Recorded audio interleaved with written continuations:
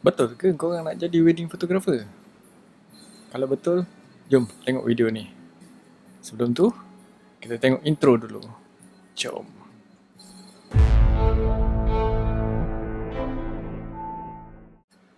Okay, hai. Assalamualaikum. Selamat datang ke channel Apek. Okay, hari ni aku nak kongsikan pasal tips untuk salah satu cabang dalam bidang fotografi. Lebih tepat lagi untuk wedding fotografi, iaitu sebagai jurugambar perkahwinan. Okey, kalau kita nak cerita tentang dunia fotografi ni, korang memang kalau korang search lah, korang memang akan jumpa macam-macam macam-macam version, macam-macam teknik, macam-macam ilmu yang orang bagi. Kalau kau search all over the world lah, maksudnya daripada YouTube lah, korang boleh jumpa daripada pelbagai negara, berbeza culture dia, memang lain lah cara dia. Mungkin tone yang berbeza, mungkin angle yang berbeza, dan memang yang tak boleh lari environment ataupun background yang memang totally berbeza kalau kita nak compare dengan negara kita. Alright. Bagi aku fotografi ni aku pecahkan pada dua cabang lah, iaitu uh, untuk satu group tu dia jadikan fotografi ni sebagai dia punya career, sebagai dia punya kerjaya. Manakala yang satu lagi ni dijadikan sebagai satu hobi ataupun minat, sanggup buat apa saja demi fotografi. Okey, kita tak nak cakap banyak. Hari ni kita spesifikkan skop tu bagi lebih kecil sikit, iaitu dalam bidang wedding fotografi, iaitu sebagai jurugambar perkahwinan.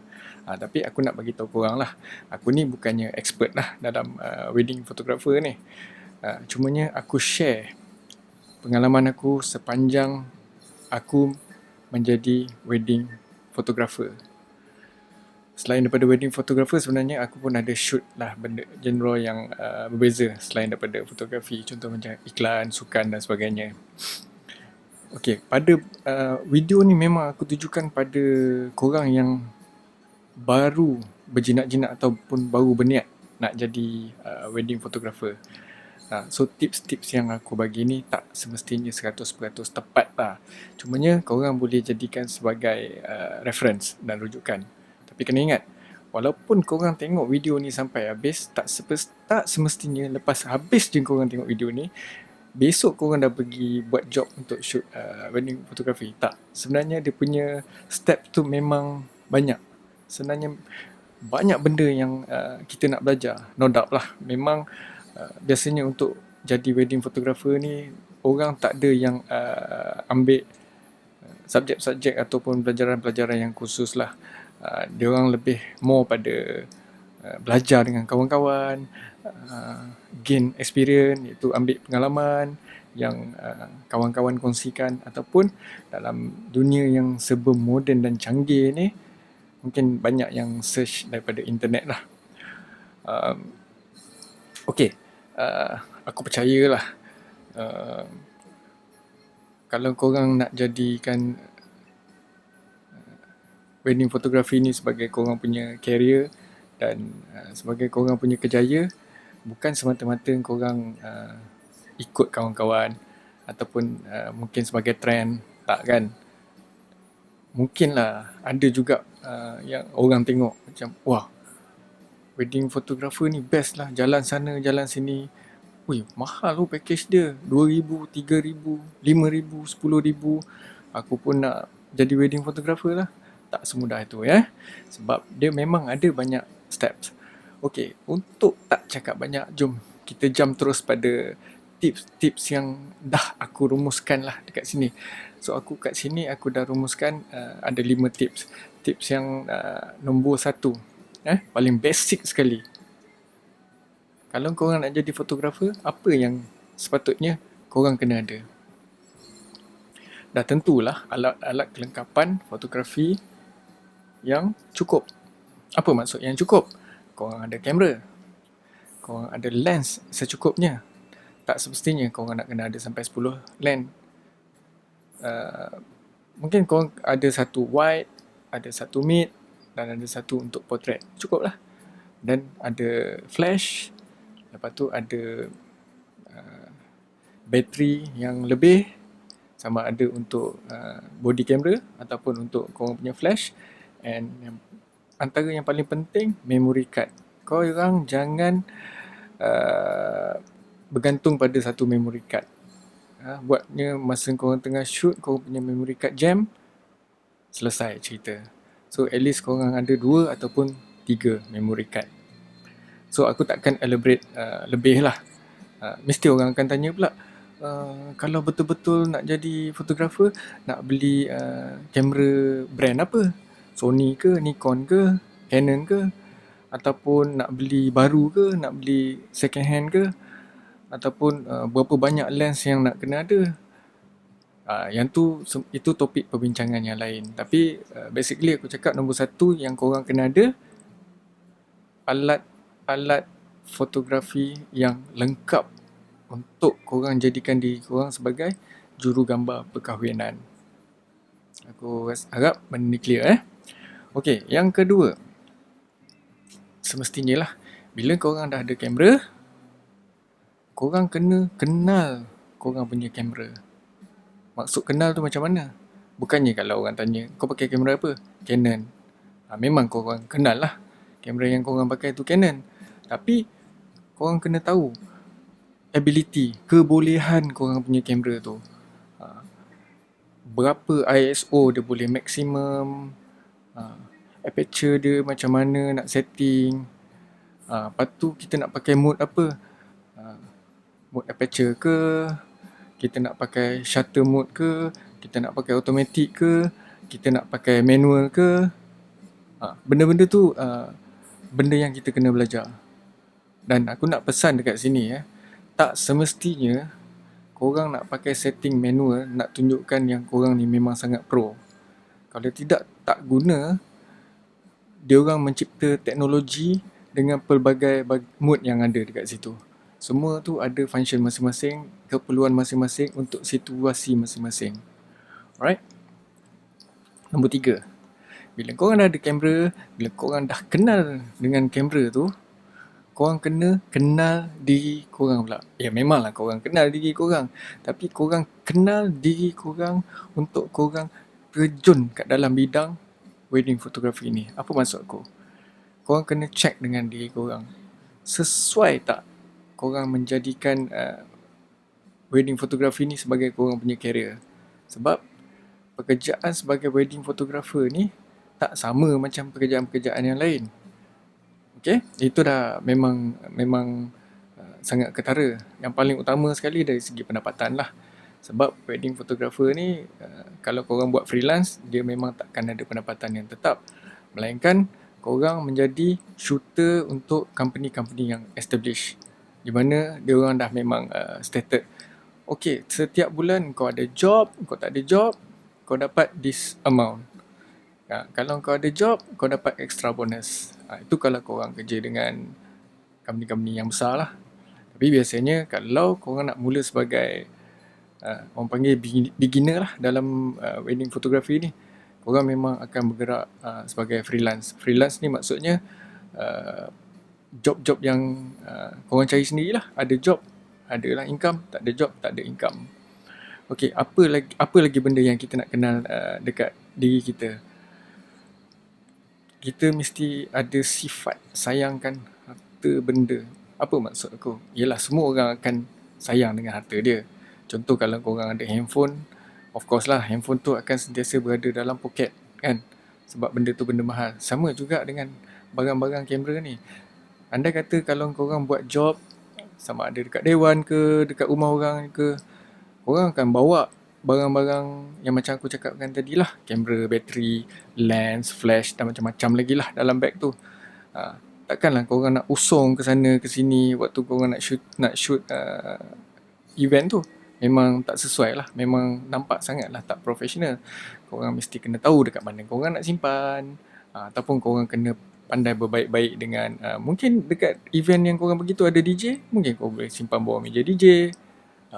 Maknanya kita kena alert, kena jaga, kena sayang. Sebab basically se-beginner level mana pun kelengkapan fotografi tu tetap mahal dan memang susah untuk kita dapat. Berpeluh berpeluh tu kita nak keluarkan duit, nak beli barang-barang kelengkapan tu. Okey, apa lagi yang kita kenal dalam diri kita? Yang kita kena kenal dalam diri kita. Kita kena belajar etika sebagai seorang jurugambar. Macam mana nak belajar etika sebagai jurugambar tu? Pun aku takkan explain panjang lah dekat sini. Benda ni kau kena belajar based on experience lah. Kau kena belajar based on experience, kau kena buat observation, kau kena tengok macam mana pro handle situation dalam event. Dan apa lagi yang kau kena ada kat dalam di korang ni? Sifat menghormati. Korang sifat hormat antara satu sama lain yang sangat tinggi. Kena ada sifat rendah diri. Yang paling penting sekali, jujur. Sebab bila kita buat job, terutama kalau kita buat job kat rumah orang, kita ni memang ada lesen sikit. Kita boleh keluar masuk bilik, kita boleh duduk kat ruang tamu. Dalam waktu yang sama, mungkin kita boleh pindah ke sana, boleh pindah ke sini. Dan dalam rumah tu, macam-macam barang tuan rumah yang ada, yang mungkin kalau kita tak jujur, mungkin kita boleh penuhkan kita dalam kita punya back camera lah. Tu maksud aku. Okay, aku rasa untuk kenal diri anda tadi, itulah beberapa tips yang aku bagi tadi. Okay, seterusnya. Okay, bila 3 benda tadi korang dah orang cakap dah familiar, dah expert ataupun dah faham Nombor 1 tadi ada alat kelengkapan. Nombor 2, korang kenal korang punya kelengkapan tu. Nombor 3, korang dah kenal diri korang. So sekarang ni dah ada confident untuk rasa diri ni untuk jadi sebagai wedding photographer. Apa yang korang kena buat? Terus cari job, buat job? Bukan. Waktu ni korang kena berkawan dengan senior-senior ataupun dengan otai-otai, dengan jurugambar-jurugambar profesional yang dah lama dah buat kerja ni. Okay. Mungkin korang boleh contact diorang. Mungkin korang boleh cakap, abang, encik, tuan, lepas ni kalau ada job boleh tak saya follow, saya nak belajar. Ini paling utama. Okay, aku nak pesan bukannya sekali, 2 kali ataupun 3 kali korang follow professional photographer, kali keempat korang dah boleh buat job. Tak semestinya. Aku sebenarnya kat sini aku nak tegaskan at least sekurang-kurangnya 10 atau 15 kali. Dan kalau boleh 10 ke 15 tu korang kena ada kena ikut fotografer-fotografer yang berbeza. Sebab setiap pro ni dia ada cara dia masing-masing. Dan kenapa 10 ke 15 event? Sebab 10 ke 15 event ni aku boleh guarantee semua sekali situasi yang berbeza. Bila korang dah ada experience dalam 10 ke 15 event ni, insyaAllah sedikit sebanyak kalau korang nak buat event sendiri, bila korang dah confident nanti, bila jumpa situasi-situasi tertentu, maknanya korang dah ada experience, dah tahu dah macam mana korang nak handle. Apa maksud yang aku cakap ni? Mungkin waktu tu korang ada masalah, tiba-tiba blackout, ataupun tiba-tiba korang punya lens jam, ataupun tiba-tiba dalam event tu lampu bertukar daripada merah ke hijau, daripada hijau ke biru. Benda ni bukan korang boleh belajar dalam sekelip mata. Memang korang kena belajar daripada experience. Dan kena ingat, sebagai jurugambar perkahwinan, bab-bab setting, tukar-tukar sama ada ISO, aperture dan kekuatan flash ni, memang korang kena sangat cepat. Bukannya nak kena testing-testing dah. So korang boleh tengok, bila jadi macam ni apa nak kena buat, bila jadi macam ni apa korang nak buat. Sebab flow yang berjalan dekat event tu bukan ikut kita yang kena ikut flow. Melainkan kalau kita boleh suruh pause kita kena cakap, tunggu sekejap, bateri, nak tukar bateri, tunggu kejap, bateri flash habis. Orang takkan tunggu kita. Kita yang kena kejar dengan event tersebut. Dan kena ingat, bila event ada benda penting yang kita tak capture, masa kita handover gambar pada klien, bila klien tanya gambar yang situasi penting tak ada, memang susah kita nak jawab. Bukan susah kita nak jawab, memang kita tak boleh jawab. Itu akan timbul masalah. Okey, yang kelima dan terakhir untuk hari ni yang aku nak kongsikan. Bila korang dah selalu ikut senior ataupun pro photographer, selain itu kita kira macam field training lah. Maknanya kita pergi, kita try. Oh lupa korang, sorry. Masa korang ikut pro assist diorang tu, korang kena tahu etika lah untuk ataupun adab belajar waktu korang assist diorang. Jangan waktu fotografer tu tengah busy, tengah sibuk shoot, korang tanya ni nak pakai setting apa, ni pakai setting apa. Sebenarnya kalau macam aku sendirilah, macam mana aku belajar dulu, aku try and error. Waktu kita ikut pro ni lah, waktu tu baru kita boleh orang cakap, kita boleh test, kita boleh try aperture ni sesuai ke tak sesuai. Oh tak kena, kita tukar lagi. Setting ni tak sesuai, kita tukar lagi. And then bila masa kau nak communicate dengan pro, nak bertanya, mungkin waktu tengah break, kau boleh tanya, bang, ni gambar ni apa yang tak kena, setting tak sesuai ke, cerah sangat ke, gelap sangat ke, ataupun sharpness kurang ke. Tapi korang jangan tanya pasal angle pula, sebab angle ni very subjektif. Angle ni korang yang kena create sendiri. Tak semestinya kau kena follow angle orang yang kau assist tu, tak semestinya, sebab angle ni masing-masing. Tapi kena ingat, angle tu jangan pelik sangat. Be kreatif, bukan be pelik. Alright. Dan yang kelima tadi, lepas kau dah ikut, bila kau dah balik, bila malam, kau kaji gambar-gambar kau tengok. And then yang paling penting sekali, kau kena selalu tengok artwork orang. Apa maksud kau tengok artwork orang? Aku guarantee lah, aku percaya korang semua akan mesti ada Instagram ataupun Facebook. Search lah fotografer-fotografer yang hebat. Bukan dekat kita punya sekeliling saja.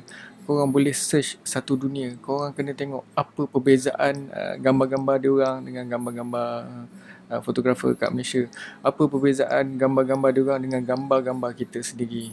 So bila benda 5 ni tadi korang dah memang hadam, dah memang okey, dah memang cantik, the next step yang korang kena belajar adalah flow untuk wedding photography. Kerana setiap event yang berbeza, flow dia yang berbeza. Sebenarnya ada banyak lagi ilmu-ilmu yang korang kena belajar sebelum betul-betul korang ambil job sendiri. Aku rasa untuk hari ni sampai sini saja aku punya sharing, dan aku harap walaupun tak banyak, sedikit dapat memberi manfaat ataupun sebagai rujukan kepada korang yang baru ataupun yang ingin menceburi bidang fotografi sebagai korang punya career, sebagai korang punya nak cari makan lah. Bukan aku cakap kat sini sebagai kalau nak cerita cari makan sebagai full time ke apa. Walaupun korang student ke, mungkin korang belajar tingkatan 5, mungkin korang belajar college, korang boleh jadikan sebagai korang punya part time. Tapi kena ingat, bukan yang utama, bukan kau nak klik dapat duit, bukan. Yang paling penting, macam mana kau nak buat gambar, and then berbaloi tak dengan apa yang orang bayar dekat engkau tu dengan apa yang kau bagi dekat klien. Dan satu lagi yang aku nak share dekat sini, walaupun kau beginner, kau pun memang dah, orang cakap sedar diri lah, aku ni tak pandai sangat. Untuk satu harga package fotografi yang basic, mungkin dekat luar biasa orang jual dalam 1,500. Disebabkan kau ni baru beli kamera, baru je tengok YouTube, baru je tanya 2-3 orang, baru je follow 2-3 orang, korang letak harga 500 sebab korang rasa korang memang sangat beginner. Itu sebenarnya benda yang tak betul. Bagi klien, bila kau claim diri kau fotografer, engkau adalah fotografer yang tahu apa yang kau nak buat. Kita bukannya ambil duit customer ataupun duit klien untuk kita belajar. Bukan salah. Kau kena belajar. Bila sampai satu tahap, kau boleh tanya korang punya mentor, korang boleh tanya professional fotografer, ataupun kau boleh refer dekat siapa-siapa yang kau boleh percayai. Kau tunjuk kau punya artwork, kau tunjuk kau punya gambar, kau tanya sama ada kau dah layak ataupun belum untuk ambil job. Itu yang paling utama yang aku nak pesan. Bukan sekadar beli kamera, belajar 2-3 perkara, ambil job. Harga tak masuk akal. Alasan dia sebab kau beginner. Itu tak betul. Kau telah buang pasir dalam periuk original ataupun otak-otak fotografer. Lepas tu kau dah merosakkan kepercayaan klien terhadap jurugambar dekat Malaysia ni. Lepas tu yang paling utama sekali, kau memang meletakkan harga yang tak tentu arah, yang memang tak ada base price.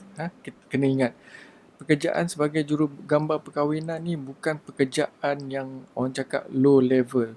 Pekerjaan sebagai jurugambar perkahwinan ni memerlukan skills yang tinggi. Skills yang tinggi sangat mahal harga dia. Itu paling korang kena ingat. Aku rasa setakat ni saja perkongsian aku untuk hari ni. Kalau korang rasa video ni ada manfaat, korang boleh share, korang boleh subscribe ataupun korang tekan loceng lah untuk dapat notification. Anda kata ada lagi topik-topik yang berkaitan yang aku akan share untuk masa-masa yang akan datang. Kenapa aku share untuk hujung-hujung puasa ni? Sebab kita sekarang dekat Malaysia memang ada pandemik COVID-19 dan insya-Allah nampak pun suasana dah hampir jernih.